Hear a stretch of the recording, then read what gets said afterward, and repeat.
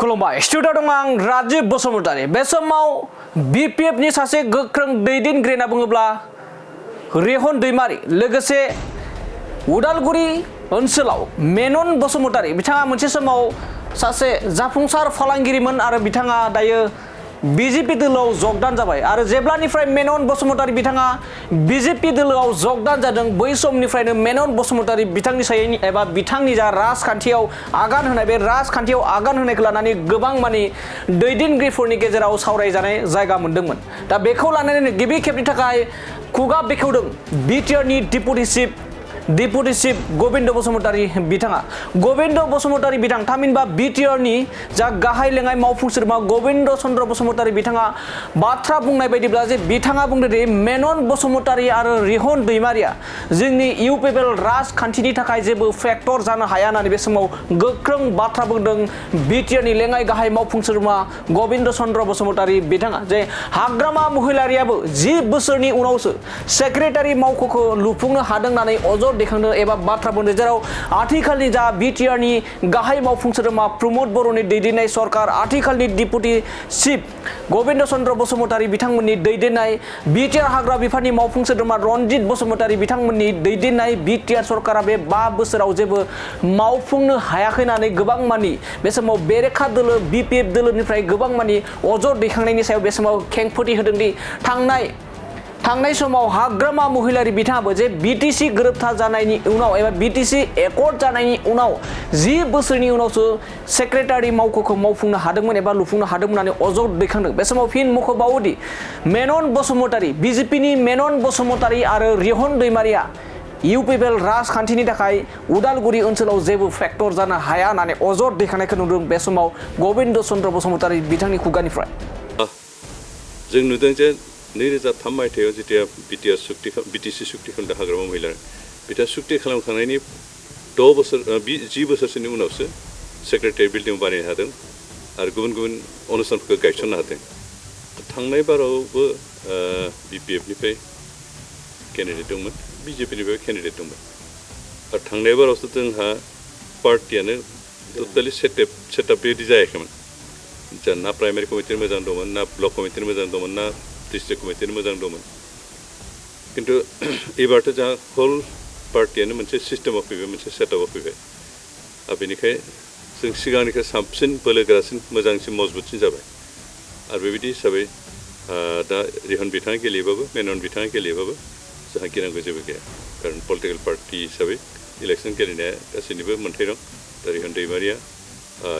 गेलेथों बुंनांगौ जेबो गैया बा मेनन दैमारि मेनन मुसाहारि गेलेनो गोसो गेलेथों जोंहा बुंनांगौ गैया कारण थांनाय बारावबो जों बे पार्टिफोरजों फेस जानो गोनां जादोंमोन थांनाय बाराव जेनेबा रेहन दैमारि बिथाङा माबायाव गेलेयाखैमोन काउन्सिलाव किन्तु माबायावथ' गेलेदों एसेम्ब्लियावथ' गेलेदोंमोन आरो एसेम्ब्लियाव बिथाङा गेलेदोंबाबो देरहानो हायाखिसै एबार काउन्सिलाव बिथाङाथ' थांनाय बाराव मन्त्रि हिसाबै खामानि मावनानैबो देरहायाखै बे 5 बोसोरावथ' बिथाङा रायजोफोरनो जेबो होनो हायाखै जों अन्तत UPPLआ माबा मोनसेबाबो होदों एसे फिसाब्लाबो जों खोब बारा होदों होनना बुंनानै लानो गोसो जाया किन्तु जों फिसाब्ला माबाबाबो रायजोफोरनो होनो हादों बेनिखाय एबार गेलेबा बिथांनि पजिसना माबायदि जागोन जोंहा बेखौ बुंनो गोनां गैया किन्तु जोंनि सायाव रायजोफोरजों फोथायनाय दं रायजोफोरजों अनदों अनसायदों दासिमबो जोंजों गसंनानै दं बे कनफिडेन्सआ जोंहा दं बेनिखाय रायजोफोर जोंखौ नैबे बिसायख'थियाव थगाया आरो जोंनिफ्राय गोजान जाया बेखौ आं फोथायनाय दं बेनिखायनो दिनै BPF नि फिसाथायावबो BJP नि बिजाथि थायोबो जों गियाखै जोंखौ खहा खालामनो हागोन होनना आंहा फोथायनाय गैया प्रमोद बर'नि सरकार दैदेननायाव गोविंद बसुमतारी आरो प्रमोद बर' राजखान्थि खालामदों BTR गोरोबथानि दफाफोरखौ मावफुंनायनि जेबो खामानि मावाखै सोलोंथाइनि सायाव खामानि मावाखै अजद लाबोबावदों बिथाङा प्रमाण होबानो जाबाय मा टेक्स कालेक्सन खालामदों गोदो BPF नि समावथ' नों चेक गेटनिफ्राय फैसा लायोमोन किन्तु जोंनि सासननि समाव जों चेक गेटनिफ्राय 1 पैसाबो लायाखै बेबायदि टेक्स जोंहा लानाय गैया गभर्नमेन्टनि सिस्टेमाव जिखिनि जों फरेस्टनिफ्राय रेभिनिउ मोनो बेखिनियानोसै जोंनि निजस्व इनकाम बाखि स्टेट गभर्नमेन्टनि फान्ड बेनिफ्राय माबानि जितु एग्रिमेन्ट BTR एग्रिमेन्टनि जिखिनि सर्तफोर बेखिनि प्राय 80-85% जों कमप्लिट खालामबाय दा जों मोननैसोल' गिदिर खामानि बाखि दंबावो बे एजुकेसन इन्स्टिटिउसन गायसननाय आरो जोंहा बे बाउन्डारिया दा 50% जोब्बाय 50%निख्रुइ बांसिन जाबाय आरो एसे बाखि दंबावो बेनिफ्राय बाउन्डारि कमप्लिट जायोबा जोंहा बे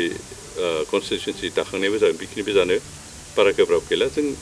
बाउन्डारियाबो मथा मथि जोंहा बाउन्डारिखिनि जाबा किसुमान सिंनि गामिनिखिनि डिक्लेयार खालामनो गोनां जादों फरेस्ट एलेका थानायखाय बे फरेस्ट लेन्डआव थानाय सुबुंफोरनो हानि कागज पत्र जों डकुमेन्टस होनो हायाखै बेखौ होनो हानाय लोगो लोगो गासिबो गामिफ्रा हाबजोबगोन आरो हाबजोबनानै जों फुरा बाउन्डारिखौ डिक्लेयार खालामनो हानाय अबस्था जागोन आरो बे प्रसेसा जोंहा सोलिगासिनो थागासिनो दं बेनिफ्राय एजुकेसन इन्स्टिटिउसन गायसननो हायैनि कारन जाबाय जोंहा लेन्ड जिहेतु जोंहा सरकारि लेन्ड खोब खम बहाबा फरेस्ट लेन्ड दं बा भिजिआर लेन्ड दं दा बेफोरखौ डिरिजार्भ खालामनो जोंहा गोबां टाइम नाङो आरो बेनिखायनो जों लेन्ड क्लियार खालामनो हायैखाय जोंहा खामानिया एसे लेट जादों खिन्थु जों इतिमধ্যে बहुत इन्स्टिटिउसनफोरनि लेन्डखौ जों क्लियार खालामबाय आरो इतिमধ্যে जोंहा माबाफोरखौ मा बुंगोन बिनि माबाफोरखौ जिखिनि एस्टिमेट खालामनांगौ प्लान खालामनांगौ बेखिनिखौ खालामबाय आरो बावैनो जों बेखौ स्टार्ट खालामनो हानाय जासिगोन बेनिखाय जों बिथांमोना बुंनायखौ जों गनाया कारन बिथांमोन जों इन्टारनेट बेसेबां खामानि मावदों बेखौ जेबो मिथिया जों नुदों जे 2003 मायथाइयाव जेतिया बिटिसि सुक्तिखण्ड हाग्रामा महिला बिथाङा सुक्ति खालामखांनायनि 10 बोसोरसोनि उनावसो सेक्रेटारि बिल्डिं बानायनो हादों आरो गुबुन गुबुन अनुष्ठानफोरखौ गायसननो हादों 5 बोसोरा हायाखै दिनै हाग्रामा महिलारि मोनाबा बिथांनि पार्टिफ्रा दुगा बुंमालाय मा जानो इउपिपिएल जे मावनो हायाखै खिन्थु 4 बोसोर जों मावजोबनो हायाखै थिग दं बेखौ जों गनायो आरो 4 बोसोराव बा 5 बोसोराव मोनसे सुक्तिनि गासैबो माबाफोरखौ एग्रिमेन्टफोरखौ गासैबो सर्तफोरखौ मावफुंनो हानाया पसिबल नङा दिनै हाग्रामा महिलारियाबो बिटिसि सुक्ति खालामखांनायनि 10 बोसोरनि उनावसो खामानिफोरखौ मावफुंनो हादोंमोन बेनिखाय जों दासिम मावगासिनो दं जोंना अन्ततः एजुकेसन इन्स्टिटिउसनफ्रा माबासिगोन मावगोन जों स्टार्ट खालामनो हासिगोन इतिमধ্যে जोंहा institute for paramedical and nursing इन्स्टिटिउटआथ' फाउन्डेसन स्टार्ट जाबाय बेनिफ्राय सेन्ट्रेल इउनिभार्सिटियाबो फाउन्डेसन जासिगोन जोंहा एनआइटिआ हानि एसे क्लियारेन्स जायाखै बेनिफ्राय ट्राइबेल इउनिभार्सिटिया इतिमধ্যে हास्रा दंखायो मात्र जोंहा फान्ड क्लियार जायाखै बेखिनि जाबानो जाहैगोन बेनिखायनो जोंहा मावनो गोनां खामानिया जथेस्ट एडभान्स जाना दंखायो जों बेखौ मावनो हागोन आरो नैबे फार्स्ट टाइमाव जों हायाबा जों सेकेन्ड टार्मनि फार्स्ट पार्टआव जों बेखौ मावफुंनो हागोन फन कलनि गेजेरजों